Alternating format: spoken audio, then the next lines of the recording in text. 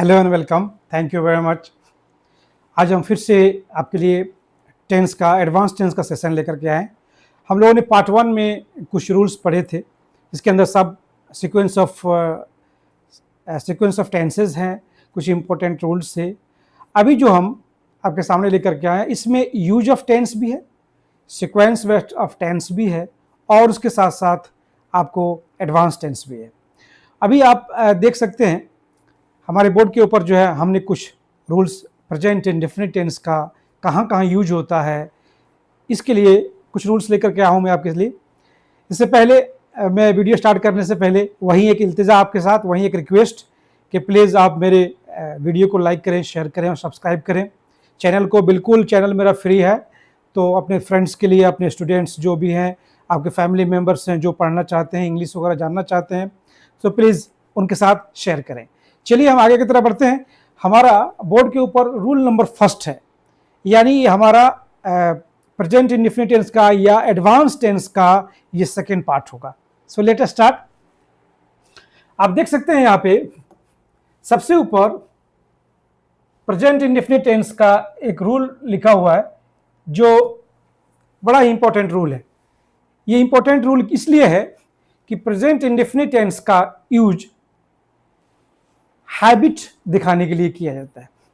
Habit क्या चीज है? एक आदत है, एक डेली का प्रैक्टिस है, एक हमेशा के लिए एक अभ्यास है। वो इसमें आप देख सकते हैं 3 सेंटेंस लिखा हुआ है, ए, बी और सी। ए में लिखा है he gets up early in the morning. वह he gets up early in the morning, ये एक हैबिट बतला रहा है। क्या बतला रहा है? यह एक हैबिट बतला रहा है। किसका? ये कोई शख्स है जो सुबह में अर्ली मॉर्निंग जग जाते हैं, ये उनकी प्रैक्टिस है। ठीक है, suppose he goes to bed early, वो बिस्तर पे जल्दी चला जाता है। या एक बहुत ही फेमस प्रोवर्ब्स है, early to bed early to rise makes a man healthy and wise. तो ये एक प्रैक्टिस भी है, उसके साथ साथ एक एडवांस रूल भी है, he goes to bed early, यानी वह उसकी आदत है कि वह जल्दी जो है बिस्तर पर चला जाता है। और ये सेंटेंस कहता है कि उसको प्रातः मॉर्निंग यानी अर्ली मॉर्निंग में जगने की आदत है, ये इसकी हैबिट बतलाता है। अगर स्पीकर आपको इस तरह के बोलता है तो आप समझ जाएंगे कि उसकी हैबिट की बात हो रही है।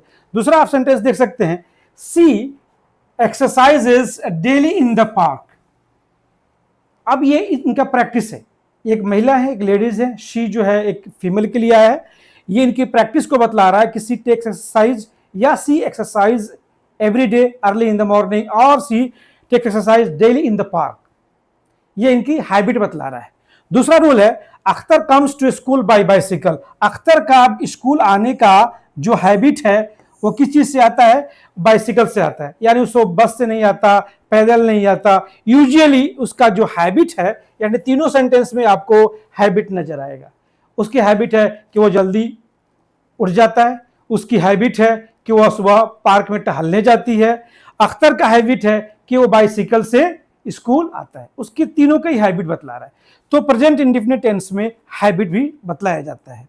ठीक है, तो जब कभी भी आप प्रेजेंट इंडेफिनिट का यूज करेंगे तो आपको उसके लिए हैबिट का भी इस्तेमाल होता है। जैसे वो प्रतिदिन साइकिल से स्कूल जाता है, वो प्रतिदिन बस से स्कूल जाता है, वो प्रतिदिन 9 बजे स्कूल जाता है, वो प्रतिदिन लेट स्कूल आता है। ये सारे जो हैबिट है, तो ये पहला रूल था इसका हैबिट के बारे में। चलिए हम दूसरा रूल जानते हैं इसका। दूसरा रूल बतलाता है यूनिवर्सल ट्रूथ। ये बहुत ही इंपॉर्टेंट रूल में से एक है। ये रूल नंबर 2 है, जिसको यूनिवर्सल ट्रूथ का मतलब होता है सत्य। क्या होता है? जिसको हम सत्य बोलते हैं। ये सत्य क्या चीज है? जो ट्रूथ का यूनिवर्सल का मतलब होता है सत्यव्यापी और सर्वव्यापी, और ट्रूथ का मतलब होता है सत्य। यूनिवर्सल मतलब सबके लिए। जैसे पानी सफेद होता है, वाटर इज व्हाइट, हालांकि पानी का रंग कुछ अलग, पानी का रंग पानी ही है, लेकिन जैसे दूध का रंग, आप देखिए पहला एक सेंटेंस लिखा हुआ है, the sun rises in the east. आप ये बताएं कि क्या सूरज कभी भी किसी और डायरेक्शन से, ईस्ट वेस्ट नॉर्थ और साउथ से, कभी ईस्ट के अलावा कहीं और से निकला है? बिल्कुल नहीं निकला है। तो सूरज की जो है एक यूनिवर्सल ट्रूथ है, ये हमेशा के लिए सत्य है ये, कि सूरज जो है हमेशा पूरब से ही निकलता है। तो the sun rises in the east, सूरज पूरब में निकलता है। दूसरी सेंटेंस है कि मिल्क इज व्हाइट, कि दूध कैसा होता है जी? दूध सफेद होता है। देखिए इस तरह का सेंटेंस आपके एग्जाम्स के अंदर आते हैं।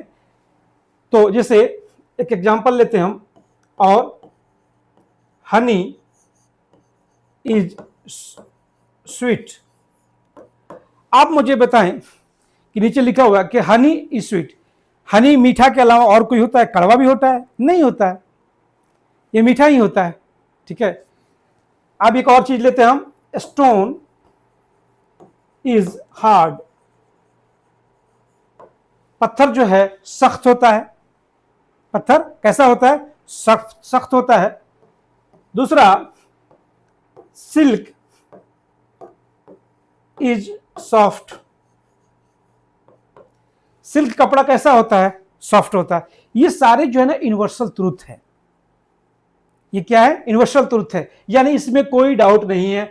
सूरज पूरब से निकलता है, दूध जो है सफेद होता है। एक और यहां पे यूनिवर्सल ट्रूथ जो दिया हुआ है, हार्ड वर्क ऑलवेज विंस, कठिन परिश्रम, हार्ड वर्क मतलब कठिन परिश्रम या सख्त वर्क या कठिन मुश्किल काम, या हार्ड वर्क जो है कठिन परिश्रम, जिसको परिश्रम, वर्क का मतलब परिश्रम भी होता है। हार्ड वर्क ऑलवेज विंस, हमेशा जीतता है। कठिन परिश्रम जो है हमेशा जीतता है। हनी इज स्वीट, और शहद मीठा होता है। आप जितने भी सेंटेंस आपको बोर्ड पे दिखाई देते हैं, ये सारे के सारे सेंटेंस के कंसेप्ट एक ही है, ये सारे यूनिवर्सल ट्रूथ हैं। जैसे एक और एग्जांपल लेते हैं हम, द काउ इज जेंटल, गाय जो है सीधी होती है, गाय जो है सीधी होती है। ये सारे यूनिवर्सल ट्रूथ हैं। क्लियर? और ये जो भी सेंटेंस आपको यहां दिखते हैं, ये सारे यूनिवर्सल ट्रूथ है, इसमें सच्चाई है। अब यहां पे ये भी हो सकता है, the sun rises in the east and sets in the west, सूरज पूरब से निकलता है और पश्चिम में डूब जाता है।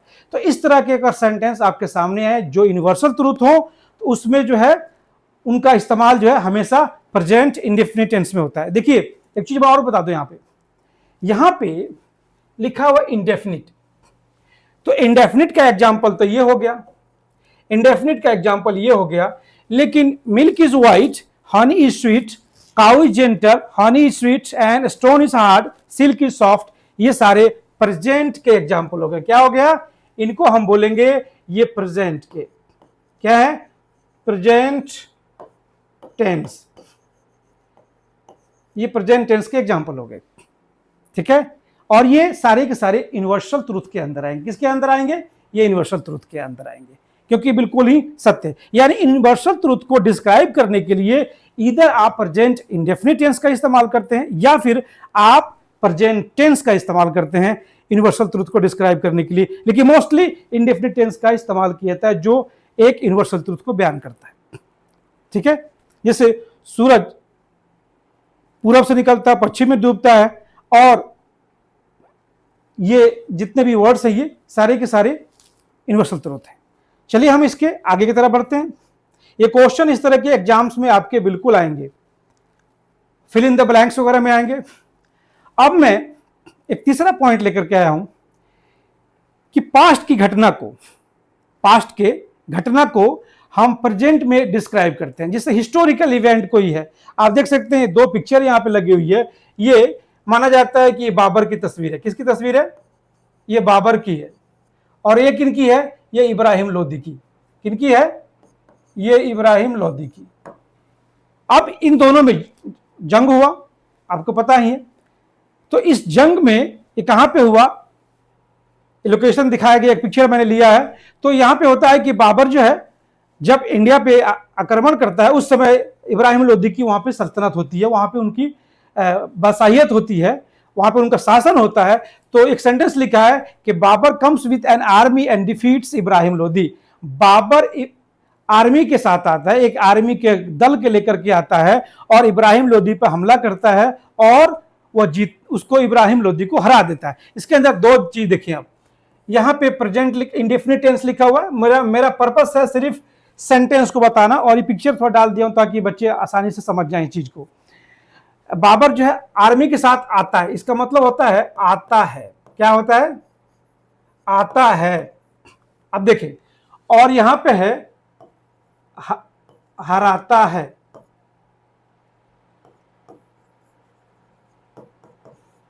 अब ये दोनों के दोनों प्रेजेंट इंडेफिनिट टेंस में, यानी ये वी कौन सा है? ये V5 हो गया और ये भी जो है आपका 5 हो गया। ये प्रेजेंट इंडेफिनिट टेंस में, यानी किसी भी हिस्टोरिकल पास्ट इवेंट को डिस्क्राइब करने के लिए आप प्रेजेंट इंडेफिनिट टेंस का भी इस्तेमाल करते हैं। इस तरह का क्वेश्चन भी आपके एग्जाम में आ सकते हैं। आगे हम देखते हैं कुछ इसके और एग्जाम्पल। आप यहां पे देख सकते हैं टाइटैनिक। आप सभी ने टाइटैनिक, बहुत सारे लोगों ने फिल्म देखी होगी, टाइटैनिक के बारे में सुना भी होगा आपने।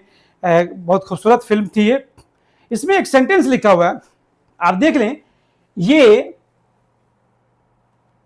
इंसिडेंट कब हुआ था? 1912। कब हुआ था? 1912 में हुआ था। काफी पुरानी है।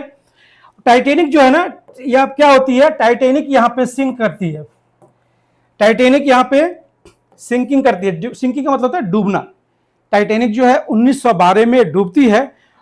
और यहाँ पे एक सेंटेंस लिखा हुआ है, देखिए पिक्चर वगैरह डालना ये सब चीज मैं इसलिए किया हूं ताकि बच्चे आसानी से इसको माइंड में रहे, क्योंकि पिक्चराइजेशन जो है ना, ये माइंड के अंदर बहुत ज्यादा स्टोर होता है जल्दी। आप देख सकते हैं कि 1912 में टाइटैनिक जब डूबती है तो उसके बारे में न्यूज़पेपर में आता है। क्या आता है? The Titanic strikes. देखिए यहाँ पे स्ट्राइक्स लिखा हुआ। स्ट्राइक जो है ना V5 है। यहाँ पे क्या है? V5 है, यानी वर्ब में ES लगा हुआ, ये S लगा हुआ है। स्ट्राइक में S लगा हुआ, ES नहीं कह सकते क्योंकि ऑलरेडी E रहता है उसमें। तो द टाइटैनिक स्ट्राइक्स, टाइटैनिक टकराता है क्या चीज से? आइसबर्ग से। आप आइसबर्ग देखे होंगे, इस तरह का आइस का एक टुकड़ा होता है समंदर के अंदर। आइसबर्ग से टकराती है और टकराने के बाद क्या होता है? कितने बजे टकराती है? ये टकराती है 11:45 PM। टाइटैनिक चल दिया है, सारे लोग सवार हो चुके हैं, पैसेंजर्स ऑन बोर्ड हैं, एम्बार्किंग हो चुकी है और वहां से मूव हो चुका है। चलते चलते जो है ये समंदर में पहुंचती है और की गहराई पहुंचती है। और कितना टाइम में? 11:40 PM में कि रात में। एंड ये आइसबर्ग से टकराती है। स्ट्राइक्स मतलब टकराना, ठीक है। आइसबर्ग मतलब आइसबर्ग, आइस का जो एक समझिए एक तरह की छोटी सी पहाड़ की तरह होता है, सख्त होता है, उसे टकराती है। And passengers initially think. अब देखिए इनिशियल, यहां पे ये पैसेंजर जो लिखा हुआ है, ये पैसेंजर इसका सब्जेक्ट है। अब मैं यहां बता दूं, यहां पे द टाइटैनिक सब्जेक्ट है, ठीक है, और स्ट्राइक जो है ना इसका V है। क्या है? V5 है, यानी वर्ब है।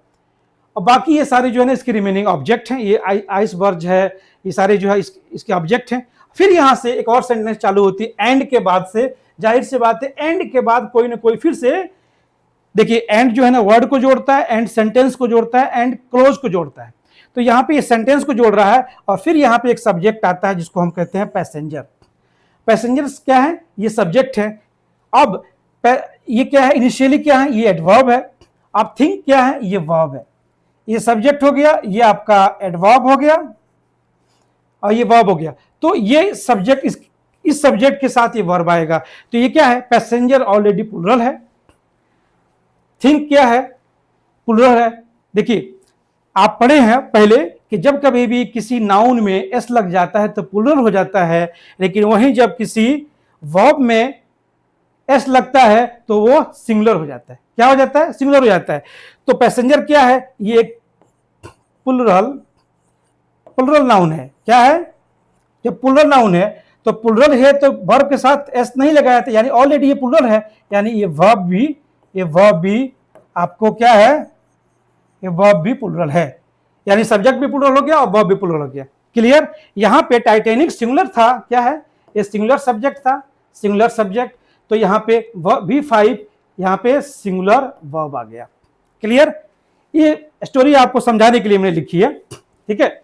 और ये न्यूज़पेपर से लिया गया है, ये न्यूज़पेपर से लिया गया है। देखिए मैं दो चीज में बता रहा हूं, एक तो बतला रहा हूं कि पास्ट के इवेंट को प्रेजेंट में भी लिखा जाता है, हिस्टोरिकल घटनाओं को प्रेजेंट में लिखा जाता है, ठीक है। क्योंकि एक जब घटना घटी, ये तो रात के करीब 11:40 हो रहे थे, लेकिन जब न्यूज़पेपर ने इसको सुबह में पब्लिश किया तो उसने इस सारी स्टोरी को प्रेजेंट इंडेफिनिट टेंस में लिखा, यानी प्रेजेंट इंडेफिनिट टेंस में लिखा।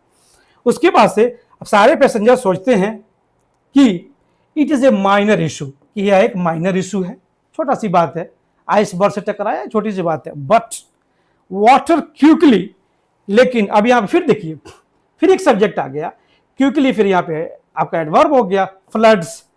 फ्लड मतलब क्या होता है? बाढ़ या पानी का भरना, दोनों ये वर्ब भी है और नाउन भी है। तो but the water quickly floods the lower decks, नीचे के जो डेक होते हैं, यहां पे आप देख सकते हैं ना, ये एरिया जो है ये लोअर डेक है, इस लोअर डेक में पानी भरना चालू हो जाता है। तो इस सेंटेंस को लाने का मतलब था कि पास्ट की घटना को हम प्रेजेंट में कैसे डिस्क्राइब करते हैं। चलिए मैं और डिटेल नहीं करूंगा ताकि आपका वीडियो, हमारे पास बहुत सारे पॉइंट्स हैं तो हम थोड़ा जल्दी लेके चलेंगे। चलिए एक और हम आपके लिए लेकर के आए हैं।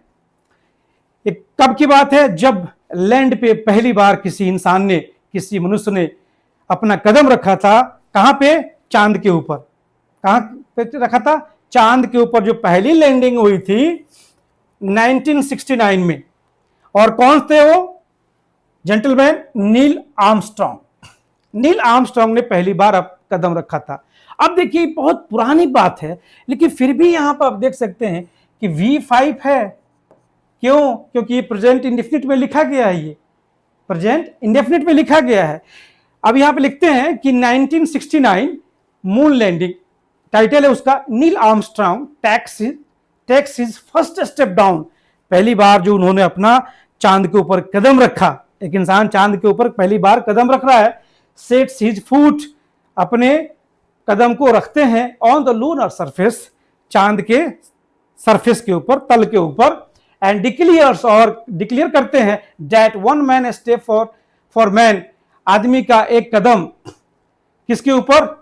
आदमी का एक छोटा सा कदम, जो एक वन जिंट लीप फॉर मैनकाइंड, जो मानवता के लिए एक बहुत बड़ी छलांग है, बहुत बड़ी छलांग है। यानी कहना चाहते हैं कि एक इंसान जब चांद के ऊपर अपना कदम रखता है तो उसकी एक कदम, उसका एक स्टेप इस मानवता के लिए बहुत बड़ी एक छलांग है कि एक इंसान चांद पर भी पहुंच गया। कहने का, इस प्रोवर्ब्स का कहने का यही मतलब है। तो ये मेरा ये कहना है कि ये पास्ट की घटना को जब न्यूज़पेपर ने पब्लिश किया तो इसको कहां पे लिखा? इसको लिखा प्रेजेंट इंडेफिनिट टेंस में, प्रेजेंट इंडेफिनिट टेंस में लिखा। यानी जो घटनाएं होती है, पास्ट की घटना को प्रेजेंट इंडेफिनिट में लिखा जाता है जब कोई हिस्टोरिकल इवेंट हो। क्लियर? चलिए आगे बढ़ते हैं। अब हम आते हैं प्रेजेंट इंडेफिनिट टेंस के रूल नंबर 4 के ऊपर। रूल नंबर 4 ये कहता है कि प्रेजेंट इंडेफिनिट टेंस में जो प्रेजेंट का मूवमेंट होता है उसको भी प्रेजेंट इंडेफिनिट टेंस में लिखा जाता है। अब ये यहां पर देख सकते हैं, हमने लिखा है प्रेजेंट, वर्तमान। मूवमेंट मीन्स क्या होता है? मूवमेंट मीन्स क्षण। आप प्रेजेंट मतलब वर्तमान, वर्तमान यानी वर्तमान क्षण। अब मैंने एक सेंटेंस लिखी है यहां पे, आई लिव इन सऊदी अरेबिया, मैं सऊदी अरबिया में रहता हूं। अगर आप इसको लिखते हैं कि I am living in Saudi Arabia, क्या ये गलत होगा? हाँ, थोड़ा सा गलत होगा। इसके मीनिंग के हिसाब से और सेंटेंस के सेंस के हिसाब से, दोनों हिसाब से गलत होगा। आई एम लिविंग का मतलब होता है कि मैं टेम्पोररी कहीं पे रह रहा हूं, नॉट परमानेंट, ठीक है, टेम्पोररी रह रहा हूं। लेकिन अगर लिखते हैं कि आई लिव इन सऊदी अरबिया, मतलब समझिए कि ये मेरा कुछ दिन से हूं, अभी भी हूं, और पता नहीं, we don't know how long I am going to stay there, मालूम नहीं है कि मैं कब तक वहां पे ठहरूंगा। तो इसकी प्रेजेंट के घटना को बताने के लिए, मोमेंट को डिस्क्राइब करने के लिए हम प्रेजेंट इंडेफिनिट का इस्तेमाल करते हैं। I live in Saudi Arabia, he lives in Mumbai, okay, Mala lives in Kolkata. तो ये सारी प्रेजेंट में डिस्क्राइब करती है, ठीक है। दूसरा सेंटेंस है, यहां पे बी होना चाहिए। He lives in Amritsar, Amritsar India का बहुत फेमस जगह है। He lives in Amritsar near the Golden Temple, ये हमारे सिख ब्रदर का बहुत बड़ा गुरुद्वारा है, गोल्डन टेम्पल है, जहां पे बहुत सारे श्रद्धालु जाते हैं अपने माथा टेकने के लिए। हमारे फिल्म स्टार यूजुअली वहां पे जाते रहते हैं। तो he lives in Amritsar near the Golden Temple, वह कहां रहता है? गोल्डन टेम्पल, अमृतसर में गोल्डन टेम्पल के करीब रहता है। तो ये प्रेजेंट इवेंट को भी यहां पे डिस्क्राइब किया जा रहा है, यानी प्रेजेंट मोमेंट को डिस्क्राइब करने के लिए भी आप प्रेजेंट इंडेफिनिट टेंस का इस्तेमाल कर सकते हैं, जिसको हम यूज ऑफ टेंस के नाम से जानते हैं। चलिए, रूल नंबर 5 भी बहुत इंपॉर्टेंट रूल है। जितनी भी हमारे ग्रंथ हैं, चाहे हिंदू का ग्रंथ, हिंदू शास्त्र हो, या मुस्लिम का शास्त्र हो, या क्रिश्चियंस का शास्त्र हो, या फिर जो है हमें सिखों का शास्त्र हो, जितने भी हमारे धर्म के धर्म शास्त्र हैं, चाहे कुरान हो, गीता हो, बाइबल हो, ठीक है, या गुरु ग्रंथ साहिब हो, इन सब के बारे जब ये कोट करते हैं तो इस क्या कहती है, चूंकि ये बात तो बहुत पहले लिखी जा चुकी है ग्रंथ ये, लेकिन फिर भी यहाँ पे इन घटनाओं को हम प्रेजेंट में ही डिस्क्राइब करते हैं। जैसे आप सेंटेंस देख सकते हैं, यहाँ पे पहले लिखा हुआ है द कुरान सेज। अब यहाँ पे सेज जो वर्ड है, ये तो कुरान बहुत पहले लिखी जा चुकी है, लेकिन फिर भी हम यहाँ पे लिखते हैं सेज, यानी ये प्रेजेंट इंडेफिनिट टेंस में हमने लिखा। गॉड इज ओमनी प्रेजेंट, कि खुदा ईश्वर परमात्मा हर जगह सर्वव्यापी है, सर्वव्यापी है। तो ये कुरान कहती है। बाइबल क्या कहती है? बाइबल सेज, बाइबल कहती है स्टीलिंग इज ए सिन, चोरी करना एक पाप है। क्या है? स्टीलिंग इज ए सिन, चोरी करना पाप है। ठीक इसी तरह गीता ग्रंथ जो कहती है, हमारी गीता कहती है वर्क इज वर्शिप, कि कर्म ही पूजा है। गीता कहती है कर्म ही पूजा है। और बाइबल कहती है कि चोरी करना पाप है। कुरान कहती है कि ईश्वर खुदा परमात्मा सर्वव्यापी है, हर जगह है। ठीक है, तो यानी जितने भी धार्मिक शास्त्र हैं, स्क्रिप्चर्स है, रिलीजियस स्क्रिप्चर्स हैं, इनको कहते हैं रिलीजियस स्क्रिप्चर्स। क्या बोलते हैं इनको? Religious scriptures.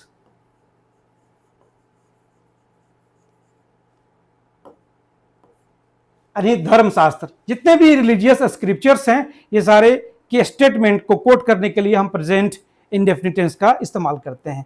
चलिए हम आगे की तरफ दूसरा रूल की तरफ बढ़ते हैं।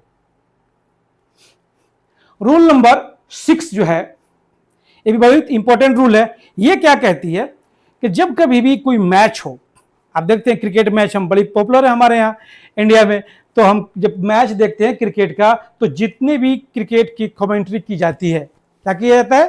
क्रिकेट की जितनी भी कमेंट्री की जाती है, टोटल सारे के सारे सेंटेंस आपको प्रेजेंट इंडेफिनिट टेंस में होते हैं। जैसे धोनी टर्न्स, अब देखिए यहाँ पे हमारे धोनी भूतपूर्व कैप्टन थे, ये मिस्टर धोनी।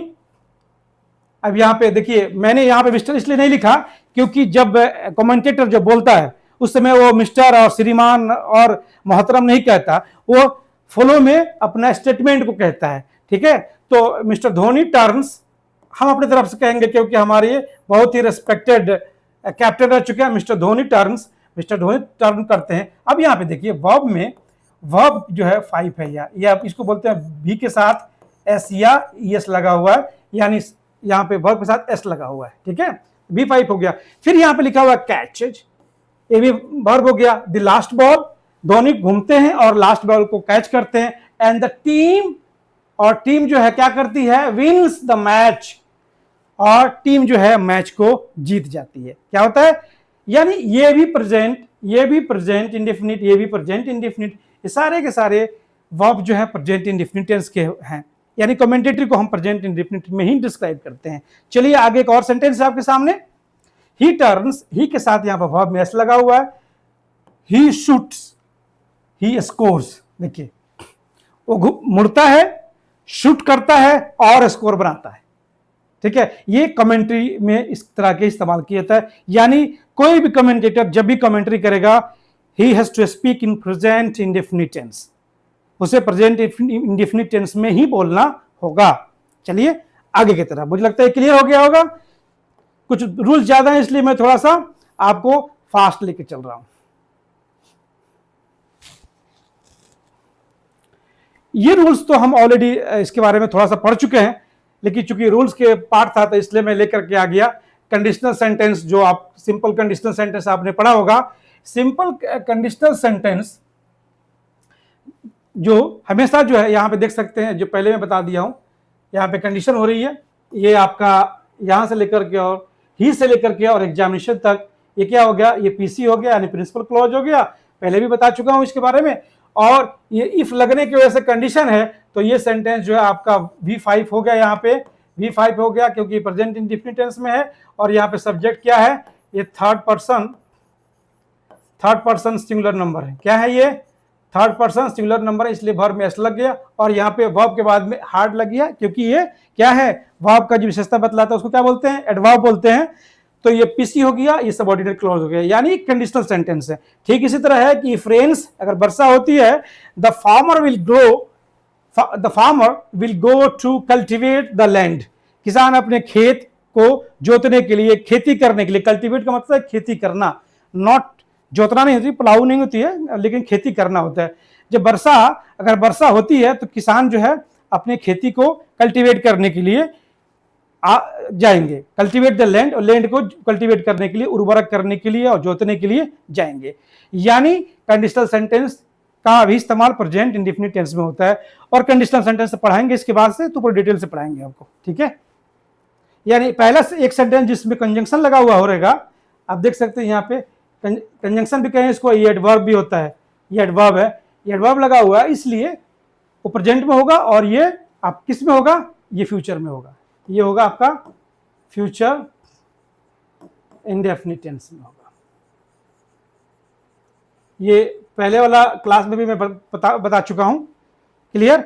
तो ये वाला हो गया फ्यूचर इंडेफिनिट, और दूसरा आगे वाला हो गया प्रेजेंट इंडेफिनिट। चलिए आगे की तरफ बढ़ते हैं। अब मैंने थोड़ी सी पहले इसकी झलक दे दी है, बता दिया है। ब्रॉडकास्टिंग के लिए, ब्रॉडकास्टिंग मतलब जितने भी न्यूज एंकर हैं, बहुत इंपॉर्टेंट चीज है, ख्याल रखिएगा। ये इस तरह के सेंटेंस, या आप जब कभी स्पोकन करते हैं या बोलते हैं या एक्सप्लेन करते हैं, किसी चीज को डिस्क्राइब करते हैं, तो उस समय जो है ना आप खास करके प्रेजेंट इंडेफिनिट का इस्तेमाल करते हैं। जैसे ब्रॉडकास्ट करना, ब्रॉडकास्ट का मतलब होता है क्या, प्रसारण करना, या न्यूज टेलर्स जो भी होते हैं, जो भी हमारे चैनल पर बैठ करके हमारे न्यूज एंकर्स जो आजकल बोल रहे हैं, तो जो भी न्यूज एंकर्स होते हैं जो बोलते हैं, और जो न्यूज पेपर हमारी होती है, जितने भी अखबार हमारे पास होते हैं, सारे अखबार क्या होते हैं कि जितनी भी टाइटल्स होती है, हेडलाइंस होता है, सब के सब प्रेजेंट इंडेफिनिट टेंस में ही लिखी जाती है। ये दो जो है हमारे न्यूज़पेपर से लिया गया दो सेंटेंस है, थोड़ी सी पुरानी है, लेकिन चूंकि बहुत पहले इसको मैं स्लाइड बना दिया था, इसलिए अभी पुरानी है। BJP chief mister Nadda accepts, यहां पे देखिए आप, कौन सा है, V5 है, यानी प्रेजेंट इंडेफिनिट टेंस में। Telangana MLA T Raja sings resignation from the party, ये अखबार में लिखा हुआ था कि बीजेपी के जो चीफ हैं मिस्टर नड्डा, वो तेलंगाना के MLA मिस्टर राजा सिंह के रेजिग्नेशन को एक्सेप्ट करते हैं, ठीक है। हालांकि एक दिन पहले हो चुकी है, लेकिन जब अखबार में लिखी जाती है तो प्रेजेंट में लिखी जाती है। ठीक उसी तरह इंडियन नर्स फेसेस, यहां पे देख सकते हैं इस वर्ब में क्या लगा हुआ है, ये V5 है और इसमें S लगा हुआ है, ये प्रेजेंट इंडेफिनिट में लिखा है। इंडियन नर्स फेसेस एग्जीक्यूशन इन यमन, एक घटना हुई थी 3-4-5 महीने पहले की बात है कि यमन में जो है एक हमारे इंडियन नर्स थी, जो उनको किसी ने जुर्म के अंदर उनको सजा हो गया था उसके अंदर, यानी एग्जीक्यूशन का मतलब होता है सजाए मौत होना या फांसी दे देना। तो यमन में इस तरह का केस हुआ था। Centre urge to take immediate action, अब हमारा गवर्नमेंट ने जो है इस पे बात किया था कि नहीं, उसको प्लीज छोड़ दिया जाए। मुझे सेंटेंस लाने का मकसद ये था कि ये जो फेसेस हैं ये प्रेजेंट इंडेफिनिट टेंस के अंदर हैं, और घटना जो है एक दिन पहले हो चुकी है, अखबार ने जब पब्लिश किया तो आज पब्लिश किया। Clear, thank you very much.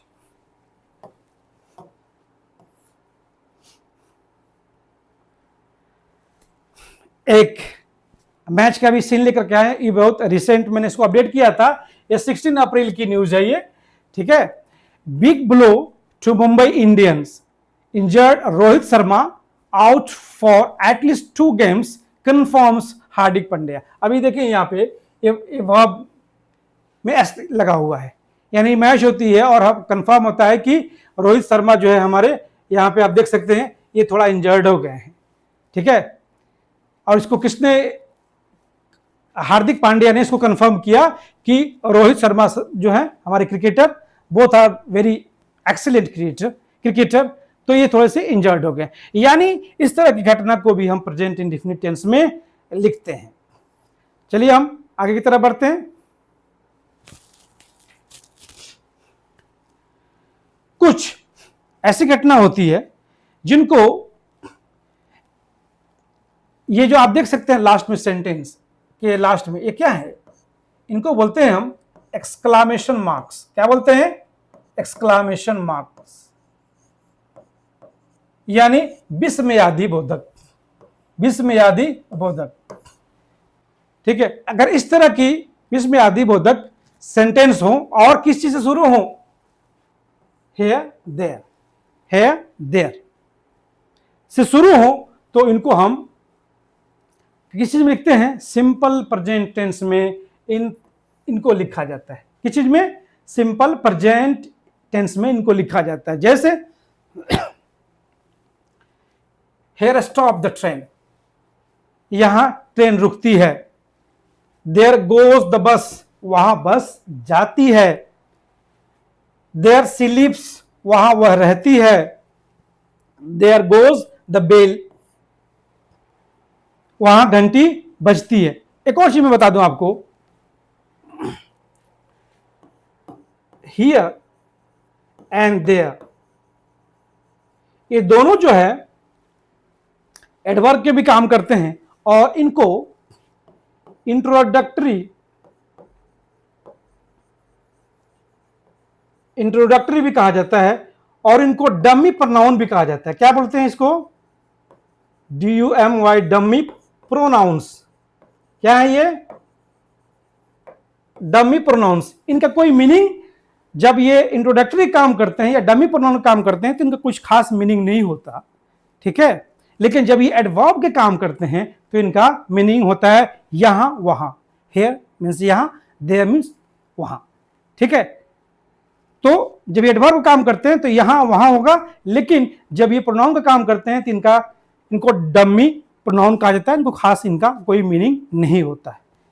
Clear? आगे बढ़ते हैं।